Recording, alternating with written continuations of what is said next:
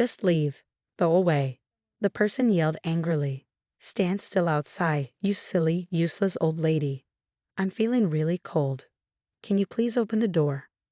The next morning, my son's wife was found outside, feeling very cold. My name is Lucy. I'm 60 years old and I take care of the house. My husband died a few years ago. Now my son Tom, his wife Mary, and my grandson Alan live with me. We came together after my husband passed away, but I tried to give them space so I wouldn't bother them. They thought it would be too much if we were too close all the time, so they made changes to the house for more privacy. Mary is friendly and likes to spend time with her friends. Maybe it was better for us to not see each other often. Alan, my grandson, is in 4th grade. Sometimes I look after him when Mary goes out. He's really cute. Tom works at night, so we don't see each other much. He and Mary never argued, and they went out together sometimes. So I thought everything was fine with their marriage. Mary has lots of friends and throws parties at our house often. She stays close with her mom friends from Alex's school, and they all come over on Fridays for a party. These parties bothered me a lot. They started in the evening and went late into the night with loud noise and people drinking. Sometimes the husbands of Mary's friends would get drunk too. They didn't care if Alan got tired or hungry, so he'd often come to my room when he was bored. Once someone got hurt and an ambulance had to come because they fell into broken glass. Another time, a fight got so bad that they almost called the police. It was always me who had to calm Alan down and say sorry to the neighbors the next day for the trouble. Mary liked having these parties and didn't want them to stop.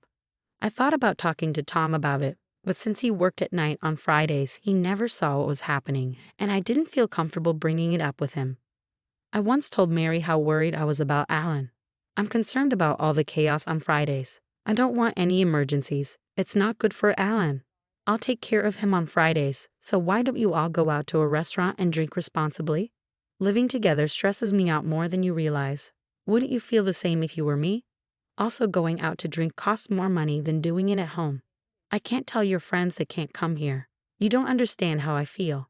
She got really mad and wouldn't talk to anyone. Then one Friday, Alan came home from school feeling tired. He had a fever of 100 degrees when I checked. Of all days, it's Friday. Everyone will be here soon. Why don't you go to your room and rest so you don't bother us? Can't we just cancel for today? I didn't say everything I wanted to. I can take care of Alan today, Mary. Is that okay? I offered, but she declined, probably sensing my frustration. It's fine, she replied. You don't need to worry. We're not that noisy. Why does it always fall on moms when a kid gets sick? I didn't mean to blame her, but I had to say something. If you start feeling worse, come to my room, I told Alan. I have some TV shows we can watch tonight. I'll be up late. Thanks, Grandma, he said. I'll be okay. I started to feel a bit calmer, but it was still a big day. The noise from their gathering was loud even from my room. Then there was a soft knock on my door. My heart raced with worry about Alan. I hurried to open the door, and there he was, looking upset. Can I stay with you tonight? He asked, tears in his eyes. I can't sleep because my head hurts. Even when I cover my ears, it's still so noisy. I quickly brought him into the room and gave him a drink, which he drank in one go, probably because he was thirsty. His hands felt really warm. So I checked his temperature, and it had gone up to 102. I was furious for the first time in a while. But I held back because taking care of Alan was more important than arguing with Mary. Alan still had a fever the next morning and looked just as sick. Alan looks really sick, so I think we should take him to the hospital this morning, I suggested, because most hospitals only see patients in the morning on Saturdays. But Mary couldn't get out of bed, probably because she had been up late drinking the night before. Don't worry, it'll get better soon. You'll be fine, right? She said, still half asleep and not even looking up from her bed. Alan replied, but it was clear he wasn't okay.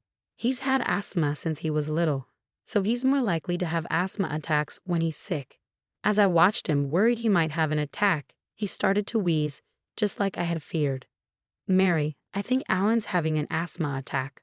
Where's his medicine? I asked, but Mary was fast asleep and didn't respond.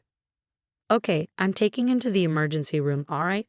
I repeated several times before I took Alan to the hospital. Thankfully, they were able to give him inhalation and medication, and I felt a huge relief seeing Alan feeling better. When Mary woke up that evening, she exploded. Don't be selfish. He didn't need to go to the hospital.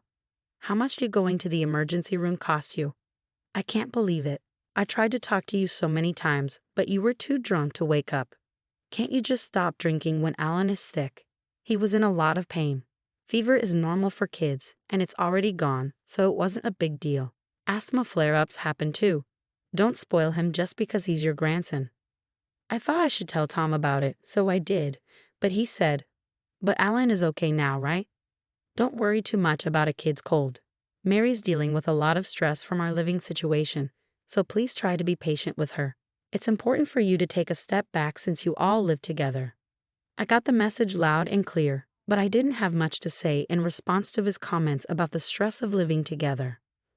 Tom was at work one day towards the end of the year when he suddenly needed surgery. He ended up spending the week in the hospital, including over the holidays. I'm thinking about spending this New Year's holiday at my parents' house for the first time in a while, Mary mentioned one day. Usually, our family spent New Year's cleaning up, enjoying our favorite foods, and going out to eat with my eldest daughter Emily and her family, who live nearby. I knew there was some distance between Mary and her parents, so I wondered what had changed. But if she could feel refreshed at her parents' place, that would be great for me. And I knew it would make Alan happy to spend time with his loving relatives. That sounds wonderful. Are you going to bring Alan with you? I'm sure your parents would be thrilled to see him. I'll bring him along while I'm there. Can you keep an eye on Tom? Of course. Aside from checking on Tom, I'll be spending New Year's alone this year. If you're going to be alone for the holidays, why don't you come to our house this year? Emily suggested. So I decided to accept her invitation. On New Year's Eve, both Mary and I were supposed to leave the house. I found myself sweating as I cleaned that day. Maybe it was because I was getting older, but cleaning felt like a task I had been avoiding for too long. Mary was out in the morning doing some shopping, so I tried to do as much cleaning as I could by myself. When Mary returned from shopping, she seemed a bit restless, fiddling with her watch. "Lucy, when are you planning to leave?" she asked. "Aren't you done yet?" "Well, I'm not sure. I haven't really set a time. I've done quite a bit, but I might not finish everything now. What about you? When are you planning to leave?" "If you go first, I'll make sure all the doors are locked and everything before I leave."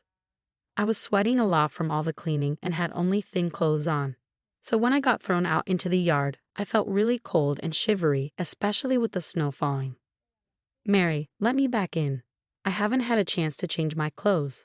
I'm freezing out here. Why are you taking so long? Just go already."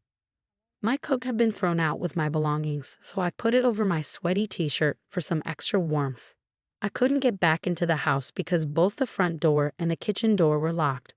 I called out to Mary for a while, but she didn't answer, so I gave up. With no other choice, I decided to take a train to Emily's house. When I arrived, Emily was surprised to see me in such light clothes. "What's wrong? Why are you dressed like that?" she asked with concern. "Come inside quickly. You'll catch a cold. Have you seen Bob? He was worried about you because of the snow, so he went to pick you up. He said he texted you." It was only then that I realized I had left my phone at home. Emily's son, Bob, is a college student, and I felt bad because he had driven all the way there to pick me up, and we missed each other. Emily texted Bob to let him know that I had arrived by train. That's when Bob shared something shocking with us. "I tried calling you several times, but you never answered. Then I heard a phone ringing from inside the house. I thought you might be sick, so I went in. Strangely, the front door was unlocked. I found your phone in the living room, but when I heard noises from upstairs, I got worried and went to check it out." "It makes sense for Bob to be concerned, especially with the unlocked door," I commented. "Then I saw Mary and some man I didn't know hugging in the bedroom," Bob added. "What? But Mary was supposed to be at her parents' house with Alan," I exclaimed, surprised by the unexpected revelation. I was stunned and stood still for a moment. Suddenly, they leaped off the balcony and disappeared into the yard, covered in a comforter. I ran after them and searched the yard, but they were gone. "They had escaped. You let them get away?" Emily asked incredulously. "I don't think they got hurt. There were bushes and snow on the ground," I explained. I locked the second-floor door and was about to leave when I heard a noise from the next room and found Alan. "Alan was small enough to hide behind Bob," Emily remarked. I'm sorry, my mom told me not to leave my room until after the new year. Ellen was